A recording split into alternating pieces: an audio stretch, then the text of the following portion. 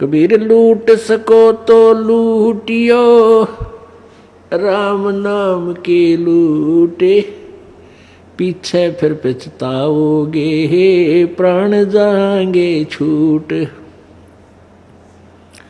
नहीं भरोसा देह का, विनस जावे छन माही, श्वास उश्वास में नाम जपो हो, और यतन कछु नाही। कबीर श्वास उश्वास में नाम जपो, व्यर्था श्वास मत खो, न जाने इस श्वास को हो, आवण हो के न हो। वो पृथ्वीपति चकवे गए, जिनके चक्र चलंत, रावण सरीखे कौन गिणे, भाई ऐसे गए अनंत। मर्द गर्द में मिल गए वो रावण से रणधीर, कंस के सी चाणूर से वो हिरण्यक से बलबीर। तेरी क्या बुनियाद है तू जीव जन्म धर लेत, गरीबदास हरि नाम बिना तेरा खाली रह जा खेत। परम पिता परमात्मा सर्व सृष्टि रचनहार, कुल के मालिक,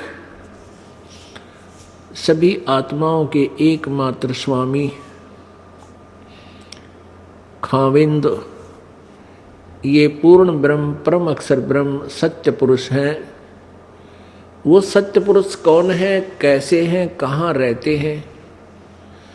उस सत्य पुरुष से लाभ प्राप्त करने का कौन सा तरीका है, कौन सी विधि है? हमने सबसे पहले यही निर्णय लेना है।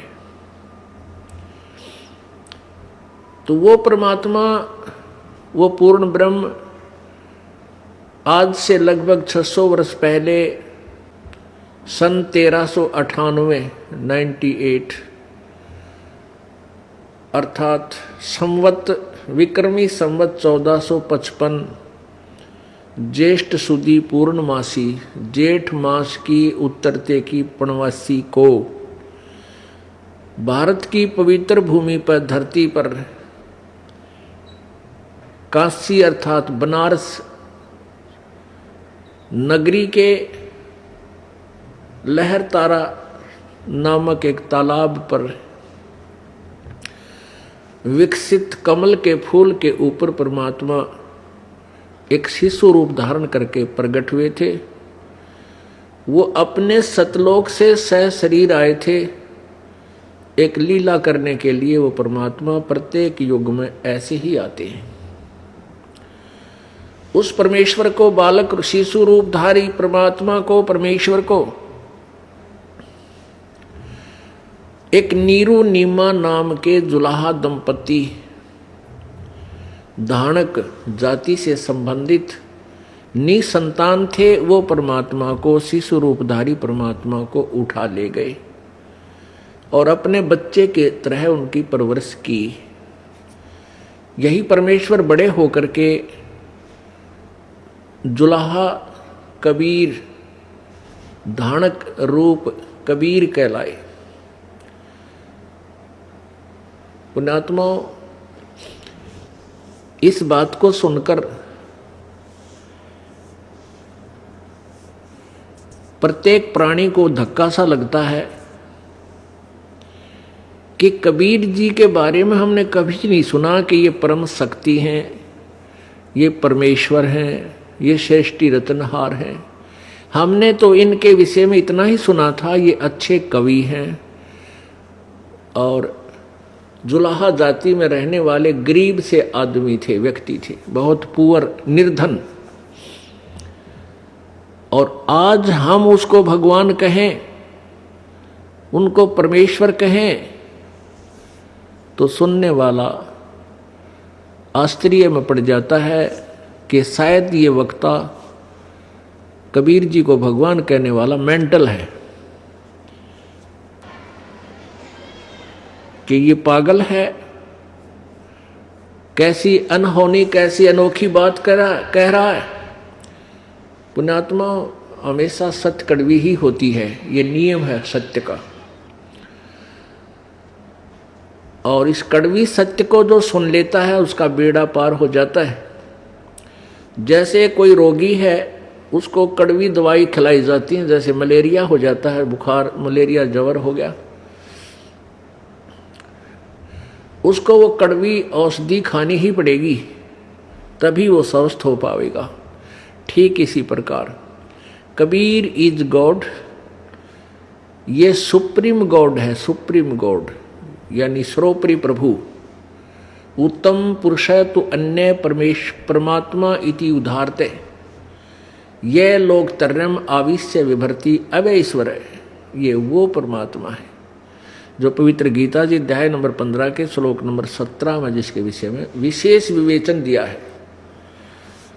और ये वही परमात्मा है जिसके विषय में गीता ज्ञानदाता अध्याय नंबर 15 के श्लोक नंबर 1 से 4 और गीता जी अध्याय नंबर 8 के श्लोक नंबर 3,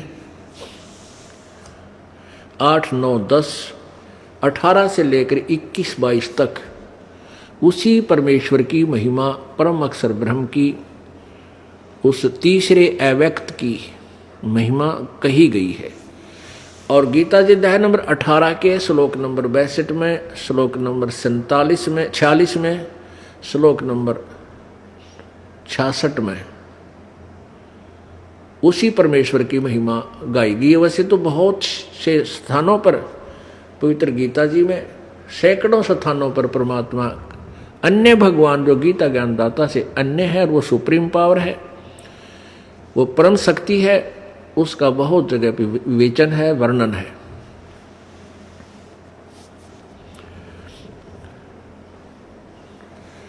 अब ये सिद्ध करना कि परमात्मा कबीर है, ये वो कबीर है जो बनारस में दानक रूप में आया था, जुलाही रूप में, इसके लिए ढेर सारे प्रमाण आपके समक्ष दिखाए जाएंगे।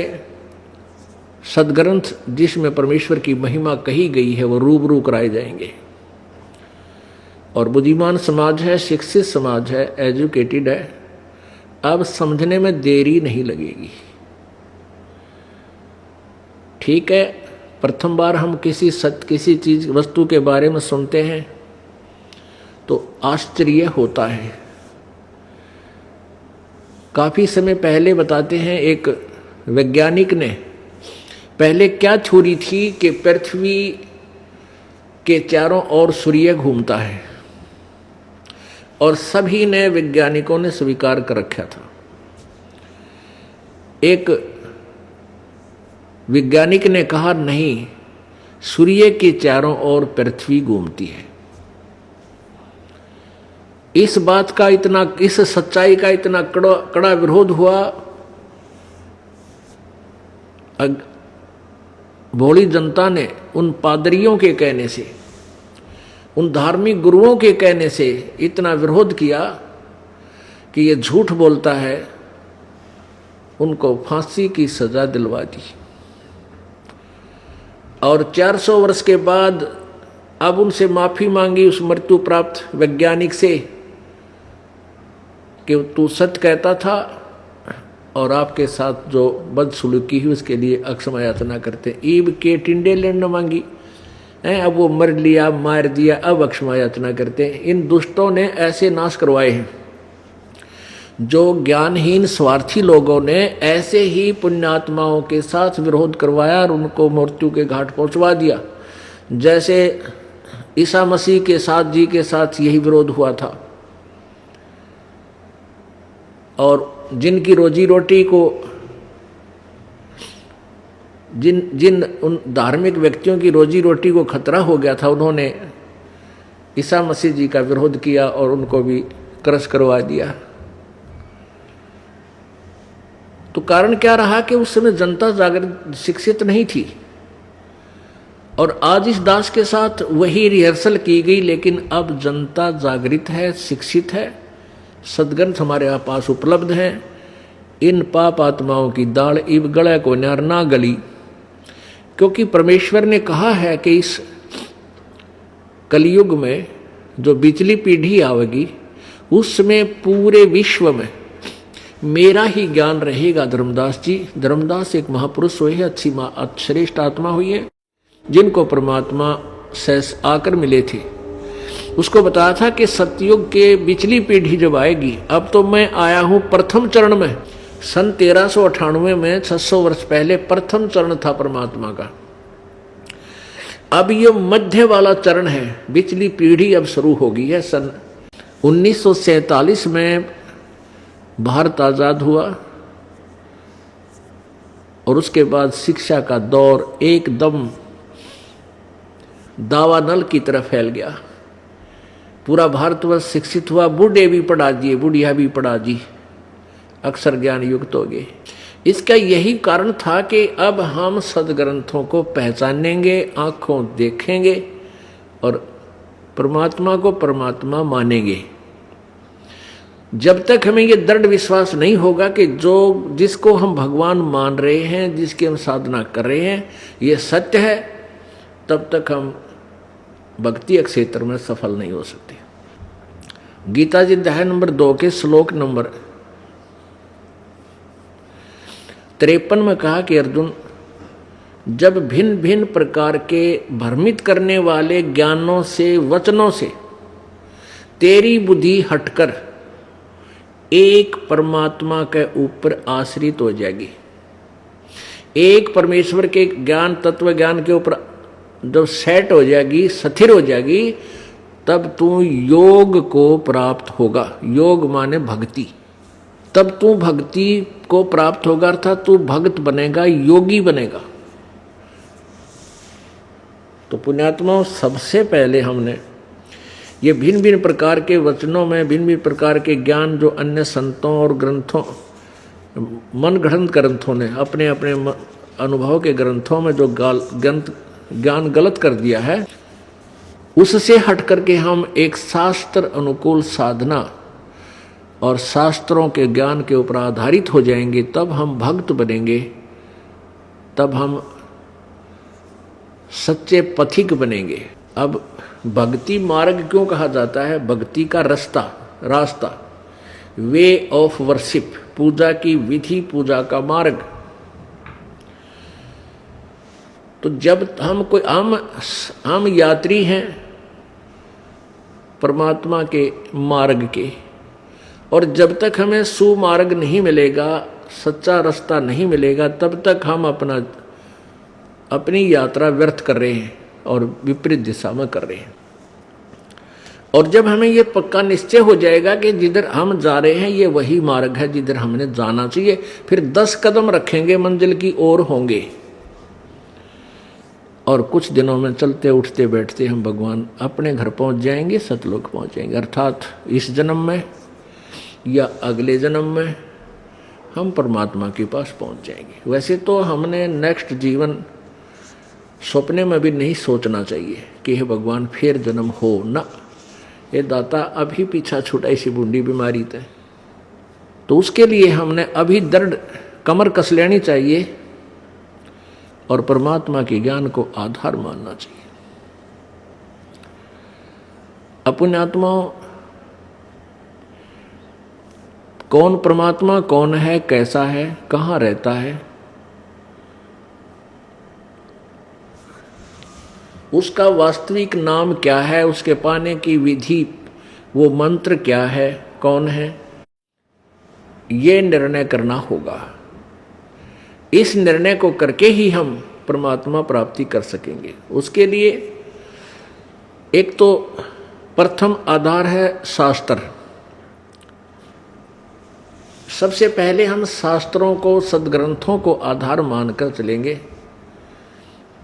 कि जिनमें ये लिखा हुआ है कि परमात्मा कबीर है, और वो वही कबीर है जो बनारस में आया था। और दूसरा ये है कि वो परमात्मा साकार है। अभी तक हमने प्रभु के विषय में निराकार सुना है, लेकिन परमात्मा साकार है। ये साकार का प्रमाण भी हमने बहुत बार दिखाना होगा आपको। तब हमारी जो रॉन्ग सिद्धांत, रॉन्ग थ्योरी थी, वो गलत सिद्धांत था कि भगवान निराकार है, सभी ने निराकार बता रखा है, वो तभी हमारे हृदय से हटेगी जब हम आँखों देखेंगे प्रमाणों को, और साथ में फिर आँखों जिन्होंने परमात्मा को देखा अर्थात साक्षात्कार किया, उन महापुरुषों के द्वारा दिए गए एफिडेविट अर्थात गवाही, उनके द्वारा लिखी गई अमृतवाणी, वो आपको सहयोग देंगी परमात्मा के पहचानने में। पुण्यात्माओं, परमात्मा का पाना कोई कठिन काम नहीं, सबसे आसान जो कार्य है वो परमात्मा प्राप्ति है। ये कठिन क्यों बन गया? ये कठिन इस काल भगवान ने बनवा दिया। इस काल भगवान को चिंता बनी रहती है कि कहीं इन प्राणियों को मूल मालिक का ज्ञान ना हो जाए, इनको कहीं परमात्मा का ज्ञान न हो जाए। ज्ञान हो जाएगा तो ये यहाँ से भागने की चेष्टा करेंगे। इसलिए इसने अपने नकली संत पंथ भेज कर, नकली संत और पंथ चला के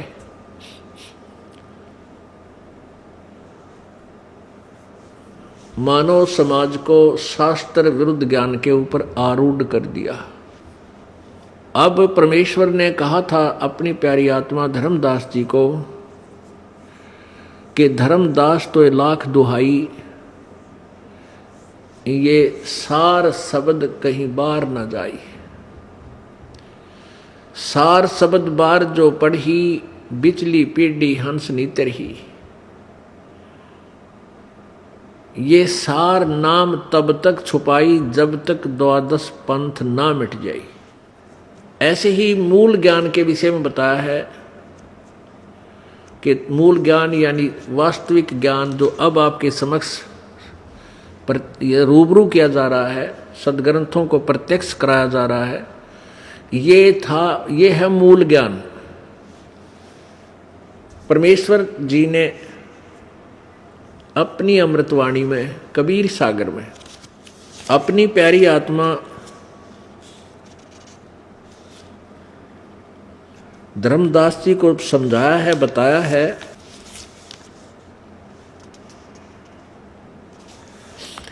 कबीर सागर, पवित्र कबीर सागर, जीव धर्म बोध, बोध सागर में प्रश्न नंबर 1937 पर धर्मदास तो लिखा है, धर्मदास तो लाख दुहाई, सार शब्द कहीं बार ना जाई। और सार शब्द बार जो पढ़ी, बिचली पीढ़ी हंस नीतर ही। मूल ज्ञान के विषय में कबीर सागर, कबीर बानी नामक अध्याय बोध सागर में प्रश्न नंबर 134 से 38 तक लिखा है, 136-37 पर लिखा है कि धर्मदास तो लाख दुहाई और सार शब्द कहीं बार ना जाई। डबल 2 बार लिखा है। वो सन 1837 पर भी ऐसा ही लिखा है। और यहाँ पर मूल ज्ञान के विषय में भी लिखा है, सार शब्द बार जो पढ़ी, बिचली पीढ़ी हंस नीतर ही। 33 अरब ज्ञान हम भाखा और तत्व ज्ञान मूल ज्ञान गुप्त हम राखा। परमात्मा कहते हैं 33 अरब ज्ञान वाणी हमने बोल रखी है। परमात्मा अपनी ही महिमा की और तत्व ज्ञान के विषय में जानकारी, लेकिन ये तत्व ज्ञान हमने छुपा कर रखा है, मूल ज्ञान हमने गुप्त रखा है। और मूल ज्ञान तब तक छुपाई जब लग द्वादश पंथ न मिट जाई। अब पुण्यात्माओं, परमेश्वर कबीर जी ने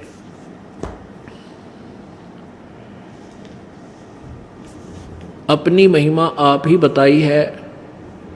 और काल के साथ परमेश्वर कबीर जी की एक झड़प हुई थी।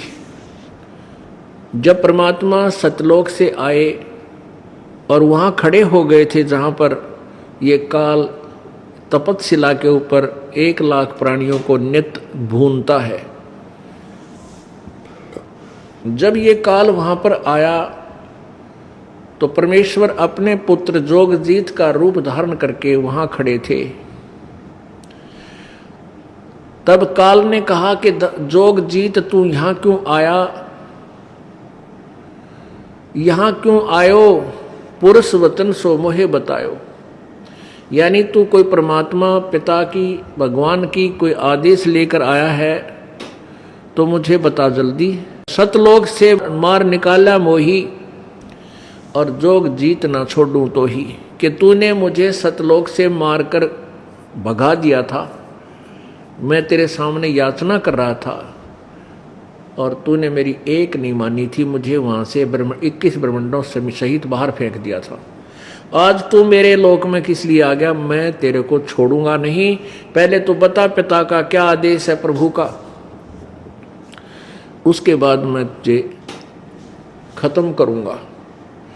तो मैंने कहा, परमात्मा कहते हैं अपनी प्यारी आत्मा धर्मदास जी को कि मैंने उस काल से कहा कि मैं परमात्मा ने भेजा हूं। भगवान ने अपने आप को छुपा कर कहा, यदि परमेश्वर यूं कह दे कि मैं सत्य पुरुष हूं तो ये काल का हार्ट अटैक हो जा, इतना डरता है भगवान से। अब क्या कहते हैं, गरीबदास साहिब जी ने परमात्मा के दर्शन करने के उपरांत कहा था, अपनी अमर वाणी में लिखा है कि काल डरे करतार से और जय जय जय जगदीश, ये जोरा जोरा कहते हैं मौत को, और जोरा जोड़ी झाड़ता पग रद डारे शीस।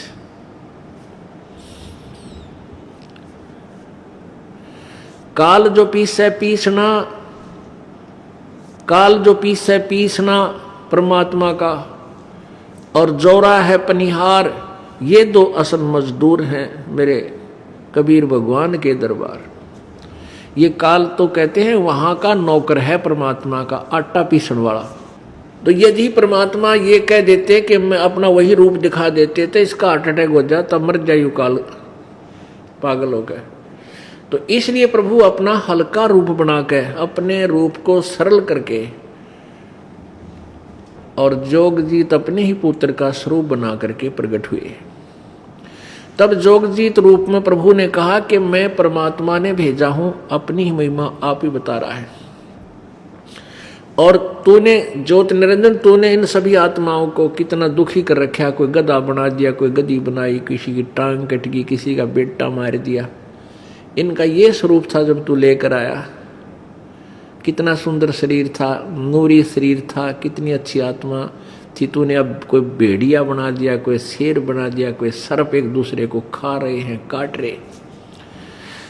तूने मेरी इन आत्माओं का बहुत बुरा हाल कर रखा है, इसलिए परमेश्वर ने मुझे भेजा है। मैं नीचे जाऊंगा तेरे लोकों में, क्योंकि ये शिखर में 21वें ब्रह्मांड के शिखर में वहां बैठा है, वहीं से सतलोक आने जाने का एक वे है, रास्ता है, जिस पर यह स्वयं दृष्टि रखता है कि कोई इधर से निकल ना जा।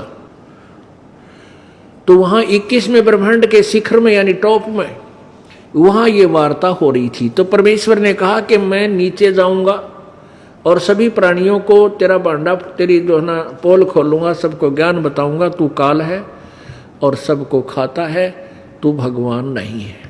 इस बात को सुनकर ज्योति निरंजन ये काल एकदम भयंकर हो गया, उग्र रूप धारण कर लिया। कहने लगा, जोगजीत तेने खत्म कर दूंगा तुझे, तू मेरी फसल उजाड़ने जा रहा है, तेरा नाश कर दूंगा, अभी देखता हूं। ऐसे करके झपट्या काल परमात्मा के ऊपर है।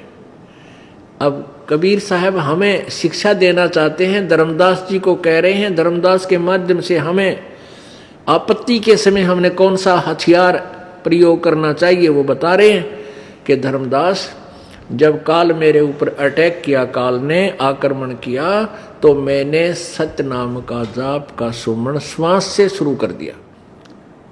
तो ऐसी वो एकदम ऐसी स्थिति होगी उस काल की जैसे पक्षी की पंख कट जाती है और जमीन पर गिर जाता है, तड़पता होता है, उड़ नहीं सकता। मेरे सिमरण से, सतनाम के सिमरण से, श्वास से जो सुमरण किया, तो वो एकदम काल जमीन पर गिर गया और फिर भयभीत होकर के नीचे जाकर के वो पाताल लोक में जाके गिर गया। फिर वहां से मैं वहीं गया, फिर इसको वहां से उठाया, इसने मेरे पैर पकड़ लिए, छोड़े नहीं। काल ने देख लिया कि जोगजीत के पास कोई विशेष शक्तिशाली मंत्र है, इस पर तेरा जोर नहीं चल सकता। तो कहते हैं काल ने फिर चापलूसी का मार्ग अपनाया, पैर पकड़ दिए, छोड़े नहीं, और कहा आप मेरे बड़े भाई, मैं आपका छोटा भाई। बड़े, क्योंकि जोगजीत बड़े हैं, ये काल सबसे छोटा है। ये 17वां पुत्र है, अंडे से उत्पन्न हुआ था परमेश्वर की वचन तय सतलोक में।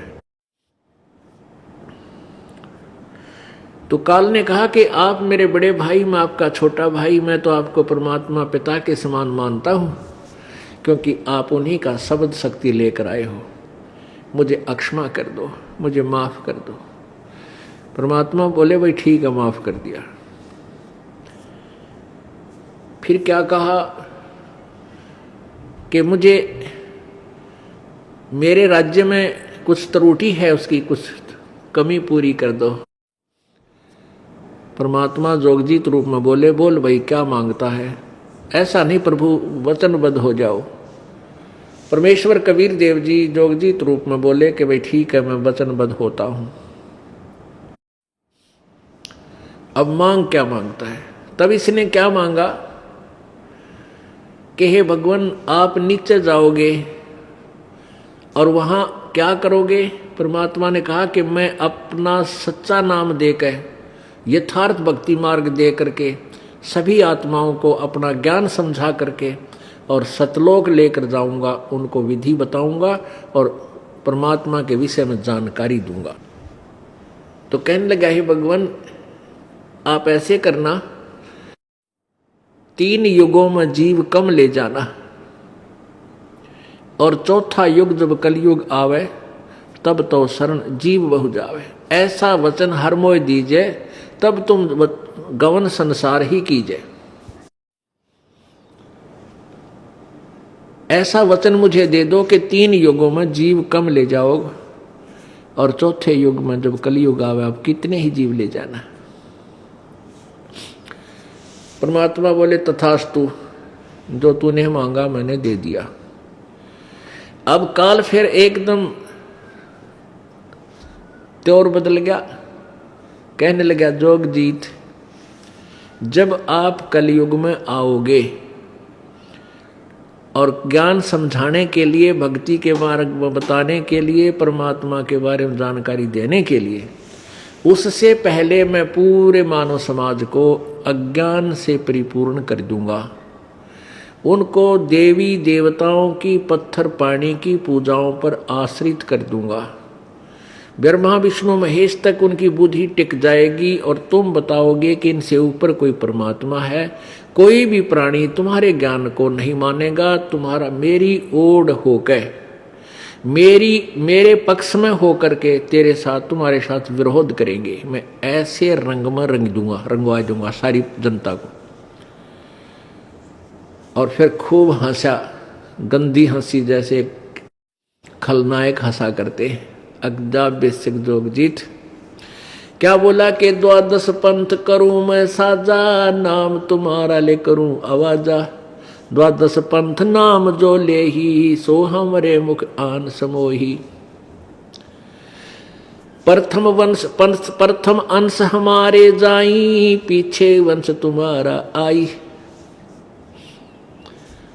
क्या कहता है कि जब तक तुम जाओगे या तुम्हारा कोई भेजा हुआ कोई प्रचारक, कोई संत आएगा, उससे पहले मैं अपने सारे नकली दूत संदेश वाहक भेज गए और कबीर पंथ के 12 पंथ चला दूंगा। और भी अनेक पंथ चलाऊंगा और ऐसे दर्द फंदे में सबको फंसाऊंगा और तुम कुछ नहीं कर सकोगे और चले जाना नीचे संसार में। अब परमात्मा ने पता था कि ये नकली, यहीं तक इतनी बुद्धि सीमित है इनकी, परमात्मा परमात्मा ही है, वो जो चाहे कर सकता है। जब वो एक भैंसे जोटे तो वत्स वेद की वाणी बुलवा सकता है, तो मनुष्य तो बोली पहले से ही बोल सकते हैं, तो वो समर्थ शक्ति है। तो परमात्मा ने को मालूम था कि जब हम, हमारा वंश, हमारा भक्त, मेरा भेजा हुआ कोई संदेशवाहक, मेरा संत तत्वदर्शी जब कलयुग में सेकंड टाइम जाओगा, यानी प्रथम चरण तो परमात्मा जब आए थे सन 1398 से सन 1518 तक 120 वर्ष रहे थे, वो तो पहली पीढ़ी है, वो प्रथम चरण है। और उस प्रथम चरण में जब भगवान आए थे, जब वाणी लिखवाई थी, कहते हैं 33 अरब ज्ञान हम बाख्या और मूल ज्ञान गुप्त ही राख्या। ये अभी तक ये मूल ज्ञान किसी तक नहीं पहुंचने दिया, लिख सारा रखा है पर किसी की बुद्धि में चढ़ने नहीं दिया। ये कबीर पंथियों को नहीं मालूम ये कौन सी भक्ति मार्ग, जो 12 कबीर पंथ हैं उनको भी यथार्थ भक्ति मार्ग और यथार्थ ज्ञान का बिल्कुल ज्ञान नहीं। अब पुण्यात्माओं, यह और एक समस्या आ गई मेरे सामने कि मैं जब ये दास ये कहता है कि कबीर पंथियों को ज्ञान नहीं, तो फिर ये सोचते हैं भी कमाल की बात है, 600 वर्ष हो गए कबीर साहब के इस पंथ में लगे हुए, जुड़े हुए उन अनुयायियों को, संतों को, क्या उनको ज्ञान नहीं तो रामपाल को ज्ञान हो गया? ये बात समझ में आवा नहीं। पुण्यात्माओं, ये ज्ञान किसी का नौकर नहीं है, ये तो गॉड गिवन है। सतगुर नाल वड़ियाइयां जिन चाहे तिन दे, परमेश्वर के हाथ में वड़ियाई है, उसके हाथ में है ये महिमा, जिसको चाहे उसको दे दे। एक जोटे को वो वेद ज्ञाता बना सकता है, इस दास में तो कम से कम जबान तो दे रखी थी भगवान ने, मनुष्य शरीर भी तो दे रखा मालिक ने, तो इसमें ज्ञान दे दिया। तो कहने का भाव ये है कि ये बात कहना कि कबीर पंथ में किसी के पास ज्ञान नहीं है और वो पंथ सब काल तक सीमित है, तो ये भी एक सिर फुड़वाने वाली बात है। सब नाराज हो जाए, कबीर पंथी भी लाठी ठाले, अकले भाई सब कबीर पंथियों को ऐसा कह रहा। दास नहीं कह रहा, कबीर परमात्मा कह रहे। अब वो सिद्ध करेगा ये दास कि कबीर भगवान, कबीर परमेश्वर 600 वर्ष पहले लिखवा के गए थे अपनी उस अमृत वाणी में कि ये 12 पंथ काल ने चलवाए मेरे नाम तय, और ये 12 के 12 काल के पंथ है, इनमें कोई जीव पार नहीं हो सकता। हाँ, यदि मेरे संत जो मैं भेजूंगा 12वें पंथ में, 12वें पंथ, 12वां पंथ गरीबदास पंथ है, जो सुडानी में गरीबदास साहिब जी आए हैं, तो 12वां पंथ गरीबदास पंथ है। और लिखा है कि 12वें पंथ हम ही चलावे और सब पंथ मिटा के एक पंथ चलाओ। 12वां पंथ जो होगा वो गरीबदास पंथ है, और उस पंथ में आगे चल के हम आएंगे गरीबदास वाले पंथ में, और सभी पंथों को समाप्त कर देंगे और एक ही पंथ चलाएंगे। अब जैसे जिनको भगवान चाहिए, अब जैसे बहुत सी पुण्यात्मा जो कबीर पंथ से जुड़ी थी, ठीक अनजानपने में वहां लगे हुए थे, वो चाह तो भगवान की है, अब उनको ये पता लग गया है पुण्यात्माओं को कि ये हमारा रास्ता गलत था, तो एकदम वापस होगी।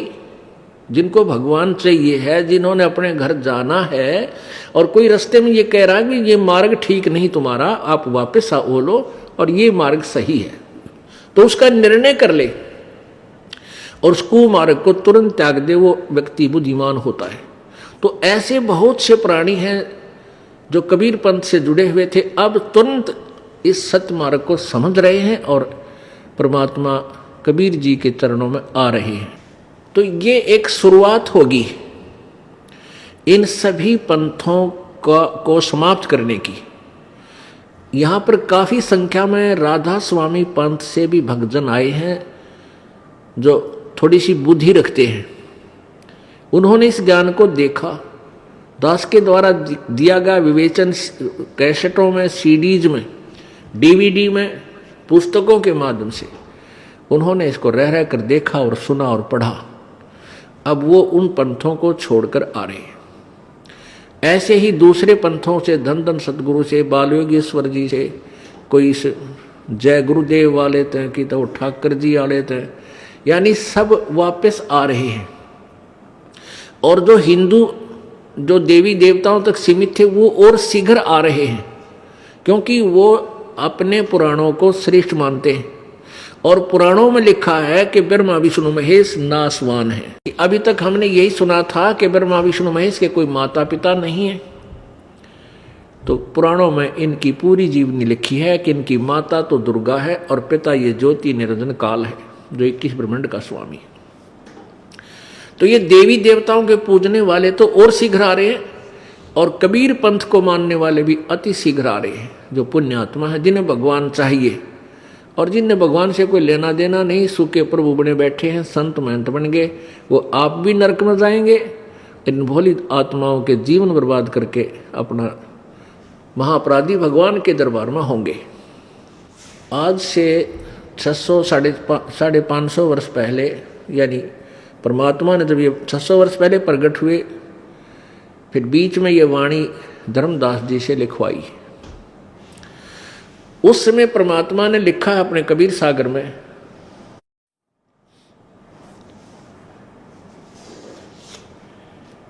वो आपके रूबरू कराते हैं। ये देखिएगा पवित्र कबीर सागर, कबीर सागर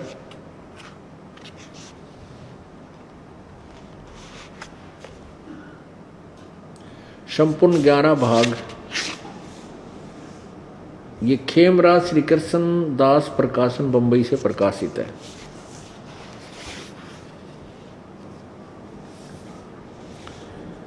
ये हम यहां से इसको खरीद कर लाए हैं।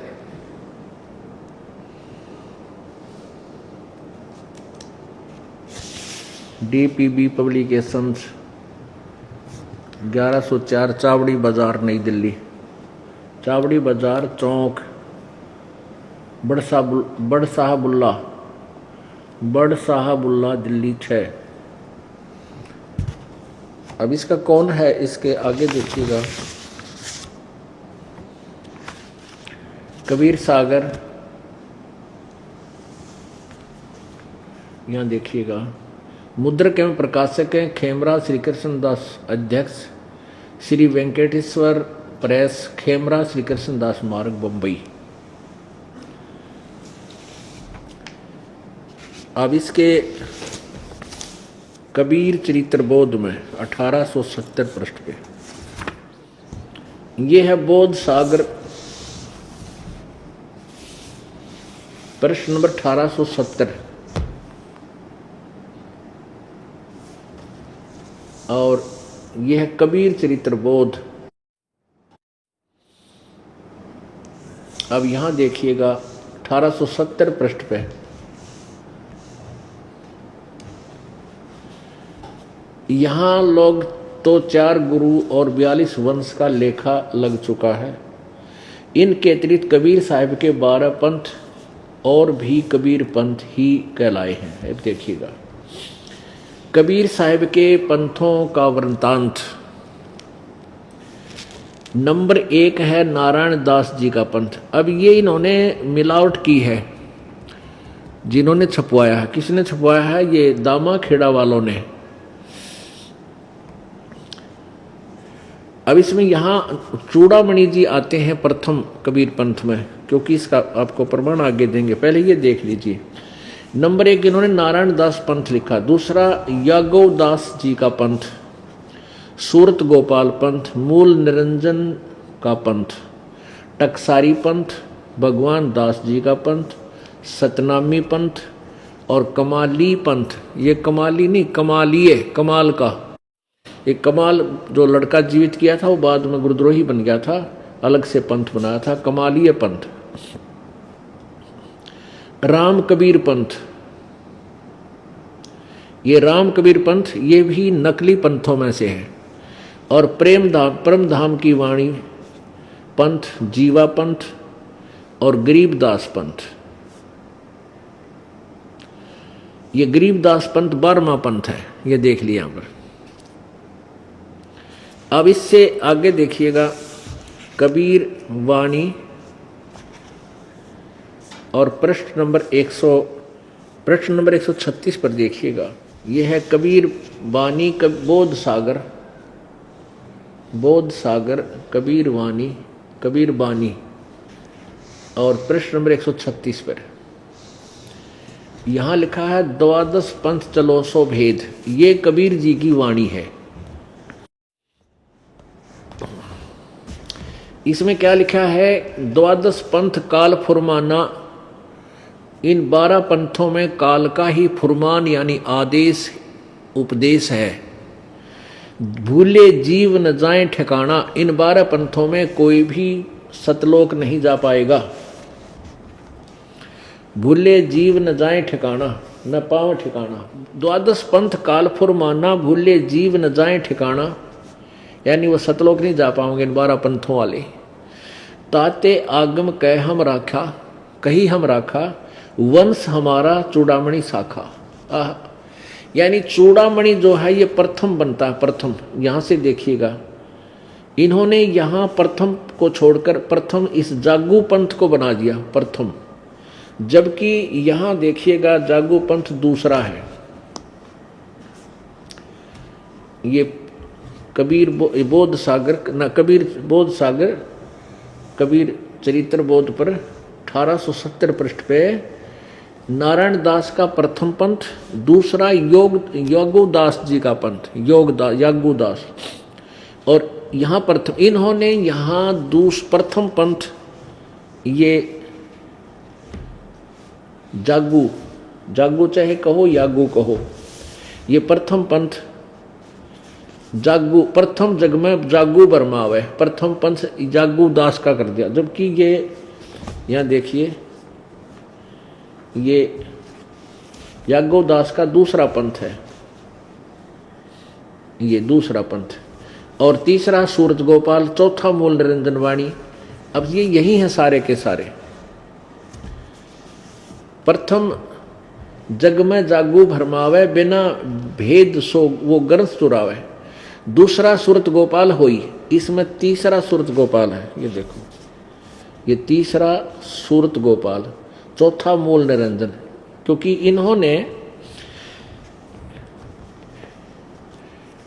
इन्होंने प्रथम यहां गलत लिख दिया, यहां दूसरा होना चाहिए था। प्रथम नारायण दास, ये चूड़ामणि है, नारायण दास नहीं है। और दूसरा सूरत गोपाल होई, अक्सर जो आज्ञा दृढ़ावे सोई। तीसरा मूल निरंजन वाणी, उसमें चौथा मूल निरंजन है। लोक विद की निर्णय ठानी। इस तरह ये चौथा पंच टकसार भेद ले आवे, नीर पवन को संत बतावे। सो ब्रह्म अभिमानी जानी, सो बहु जीवन की कर है हानि, बहुत नुकसान करेगा। और पांचवा पंथ, ये छठा पंथ है वैसे, बीज को लेखा। यहां पर देखो छठा भगवान दास का पंथ है। और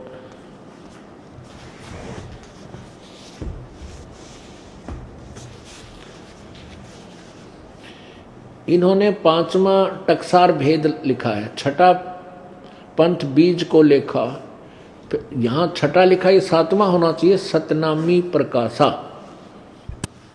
कहने का भाव ये है कि यहां जो सीधे लिखे हैं, ये देखिएगा, यहां जो सीधे लिखे हैं कबीर चरित्र बोध में, ये सीधे लिखे हैं। यहां आप चूड़ामणि समझ लेना। दूसरा यागुदास जी का पंथ, तीसरा सूरत गोपाल का पंथ, चौथा मूल निरंजन पंथ, पांचवा टकसारी पंथ, छठा भगवान दास जी का पंथ, और सातवां सतनामी पंथ, और आठवां कमालीय पंथ, नौवां राम कबीर पंथ, और 10वां परम धाम की वाणी, प्रेम धाम की वाणी, और 11वां जीवा पंथ, और 12वां गरीबदास पंथ। सीधा लिखा। अब यहां वाणी में बोला है प्रभु ने, यहां वाणी में बोला है प्रभु ने, देखिएगा। यह है कबीर वाणी बोध सागर, प्रश्न नंबर 136 पे। और यहां द्वादश पंथ चलो सो भेद। द्वादश पंथ काल फुरमाना, भूले जीव न जावे ठिकाना। ताते आगम कह हम राखा, वंश हमारा चूड़ामणि शाखा। प्रथम जागू जग में भरमावे, यहां द्वितीय होना चाहिए था, द्वितीय जग में जागू भरमावे, बिना पंथ सौ ग्रंथ चुरावे। ये सूरत गोपाल पंथ मूल निरंजन पंथ, टकसार पंथ, और ये छठा जो है ये छठा है वो ब्रह्म पंथ, इसमें लिखा जो इन सातवां लिखा है, ये छठा है, भगवान दास का पंथ है ये छठा। भगवान, ये सातवां जो है ये छठा भगवान दास का पंथ है, सातवां ये सतनामी पर पंथ है, और फिर जीवा पंथ है, इसमें भी जीवा पंथ वही लिखे हैं, सतनामी पंथ, कमालिया पंथ, राम कबीर पंथ, जीवा पंथ, परमधाम की वाणी पंथ, गरीबदास पंथ, ये जो के तू हैं। 8वें राम कबीर कहावे, राम कबीर पंथ, ये भी नकली पंथों में राम कबीर, और सतगुर भ्रम ले जीव दर डावे। 9वें ज्ञान की काल दिखावे, वही प्रतीत जीव सुख पावे, ये 10वां है। 11वां है, ये 10वां लिखा उन्होंने, परम धाम की वाणी, ये भी एक पंथ है। तो 12वां पंथ यहां से प्रारंभ होता है, ये 12वां पंथ गरीबदास पंथ। संवत 1775 हुई, ये मिस प्रिंट है, ये 1774 होना चाहिए, क्योंकि गरीबदास जी का जन्म वैशाख पूर्णमासी को संवत 1774 में गरीबदास जी का जन्म हुआ था। अब यहां देखिएगा, संवत 1775 हुई, ये गरीबदास जी से संबंधित है। और तादीन प्रेम प्रगटे जग सोई, बोध कबीर वाणी है, बोध सागर 137 पृष्ठ पे पढ़ रहा हूं, पहले 136 पे आपको पढ़ के सुनाया। आज्ञा रहे ब्रह्म बोध लावे, कोली चमार सबके घर खावे, साख हमारी ले जीव समझावे, असंग जन्म ठोर ना पावे, बर में पंथ प्रगट है बानी, और शब्द हमारे की निर्णय ठानी। अब 12वें पंथ, 12वां पंथ कौन सा है? गरीबदास पंथ में। अब ये 12वां पंथ है, ये गरीबदास का पंथ है। इसमें क्या लिखा है कि 12वें पंथ प्रगट है बानी हवे, प्रगट हुआ बानी, और शब्द हमारे की निर्णय ठानी। अस्थिर सथाई घर स्थिर, सतलोक में अस्थिर घर का मरम न पावे, ये 12 पंथ हमी को धावे। ये 12 पंथ सतलोक नहीं जा सकते, और ये 12 के 12 पंथ कबीर ही करते हैं। 12वें पंथ हम ही चल आवे, 12वें यानी गरीबदास वाले पंथ में हम ही चलकर आवेंगे, और सब पंथ मिट एक ही पंथ चलावे। तब लग बोधो कुरी तुम्हारा, फिर तुम बोधो राज दरबारा, प्रथम चरण कलयुग निर्याना। अब ये भी स्पष्ट कर दिया कि प्रथम जो पीढ़ी है, ये भी स्पष्ट कर दिया कि प्रथम चरण यानी प्रथम पीढ़ी कलयुग निर्याना, कलयुग की प्रथम चरण में, प्रथम पीढ़ी में, तब मगहर मांडो मैदाना, यानी प्रथम पीढ़ी वह है जब परमात्मा मगहर से शरीर सतलोक चले गए 120 वर्ष अपना ज्ञान प्रचार करके। आगे देखो, इसी 137 पृष्ठ पे, धर्मदास मोरी लाख दोहाई, ये मूल शब्द है, गलती से भूल लिखा है, नहीं, मूल शब्द यानी सार शब्द। बार जिन पर न जाई, बार न जाई, ये बरनी बार। पवित्र ज्ञान तुम जग में भाखो, मेरी महिमा करते रहो धर्मदास, और मूल ज्ञान गोई तुम राखो। जो तत्व ज्ञान है इसको अभी गुप्त रखना, बताना नहीं है, किसी के पास नहीं जाना चाहिए। मूल ज्ञान जो बाहर पर ही, और बिचली पीढ़ी वंश हंस नहीं तरही। 33 अरब ज्ञान हम भाखा, मूल ज्ञान ये तत्व ज्ञान गोए हम राखा, गुप्त रखा। मूल ज्ञान तब लग छुपाई, जब लग 12 पंथ मिट जाई। अब कितना क्लियर कर दिया। अब इसमें क्या बताया है कि संवत 1775 हुई, ताजन प्रेम प्रगटे जग सोई। ये बर्मा पंथ है गरीबदास साहिब जी का, जो इनका जन्म 1774 में संवत में हुआ था।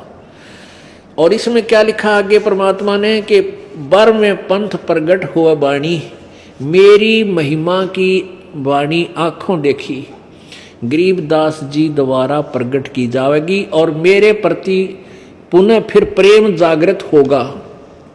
बर में पंथ प्रगट हो वाणी और शब्द हमारे की निर्णय ठानी। गरीबदास जी पंथ में, इस दास का सबसे पहले गरीबदास पंथ में उत्थान हुआ, क्योंकि मेरे पूज्य गुरुदेव स्वामी रामदेवानंद जी महाराज गरीबदासीय पंथ से संबंधित थे और दास का उनसे संपर्क हुआ, उपदेश लिया गुरुदेव से। फिर उन गरीबदास जी के संतों गुरुओं द्वारा जो ज्ञान था वो दास को पता चला। वो पूर्ण रूप से गरीबदास जी की वाणी के ही विपरीत अपना निर्णय लेकर के दुनिया को प्रचार कर रहे हैं। अब ये कबीर सागर को दास ने अभी बहुत बाद में देखा है, परमात्मा ने रजा बख्शी है ये दास को कि ये है वो मेरा मूल ज्ञान। कबीर सागर में तो अभी देखा है, लेकिन वो गरीबदास जी वाले क्या ज्ञान देते थे उनका दास को खूब अच्छी तरह अनुभव है। ना उनके पास कोई नाम है, ना उनके पास कोई ज्ञान है, और वो भी उसमें भी गुरुओं का कोई अंत नहीं। ना जाने कितने संत बने फिरे हैं और गलत ज्ञान प्रचार करे। तो उसके बारे में क्या बताया है, बारहवां पंथ प्रगट हुआ बाणी, शब्द हमारे की निर्णय ठानी, अस्थिर घर का मर्म न पावे है, ये 12 पंथ हम ही को जावे। उस सतलोक को नहीं जा सकते ये 12 पंथा के प्राणी, और मुझे ही ये कबीर कबीर कह करके ये सभी अपनी साधना मेरी ही आड़ में जनता को अपने पीछे लगाए हुए हैं, लेकिन ये सतलोक नहीं जा सकते। बर में पंथ हम ही चलावें, परमात्मा कहते हम ही चलकर आएंगे और सब पंथों को मिटाकर एक ही पंथ चलाएंगे। फिर क्या बताया कि प्रथम चरण कलयुग निर्याना और तब मगर मांडव मैदाना। प्रथम चरण वो होगा, प्रथम पीढ़ी वो होगी जब मैं मगर से सह शरीर जाऊंगा, और बीचली पीढ़ी अब आगी। तीन बताई है। बीचली का अर्थ है कि 3 ही पार्ट में परमात्मा ने कलयुग को विभाजित किया है, 3 भागों में। प्रथम, फिर बीचली कहा तो अब बीचली और फिर लास्ट वाली 3 ही हुई। तो प्रथम तो चरण वो होगा जो परमात्मा चलेगे कबीर जी सह शरीर मगहर से 120 वर्ष तक अपनी भूमिका एक जुलाहे की, एक सच्चे भक्त की, दास की और तत्वदर्शी संत की भूमिका करके वो चले गए। और अब पिछली पीढ़ी अब प्रारंभ हुई सन 1947 के बाद। भारत आज़ाद हुआ सन 1947 में। उसके बाद शिक्षा का सत्र एकदम दावानल की तरह परमात्मा की कृपा से एकदम फैल गया पूरे भारतवर्ष में। बूढ़े और बच्चे सारे शिक्षित हो गए। तो अब इस बीचली पीढ़ी में परमात्मा ने कहा था हम चल कर आएंगे। अब परमात्मा ना आए तो दास भेज दिया। अब शक्ति कबीर जी की काम करेगी, पर वो करेगी किसके माध्यम से? जो उसका गुड कंडक्टर होगा। गुड कंडक्टर कहते हैं जिसमें से बिजली की शक्ति तार में क्या अच्छी तरह आ जावे निर्बाध, तो वो अच्छा जो तार हो उसमें क्या बिजली आती है, शक्ति आती है, पावर आती है। तो दास को भेज दिया आप जी को अपना ज्ञान और अपनी महिमा से परिचित कराने के लिए।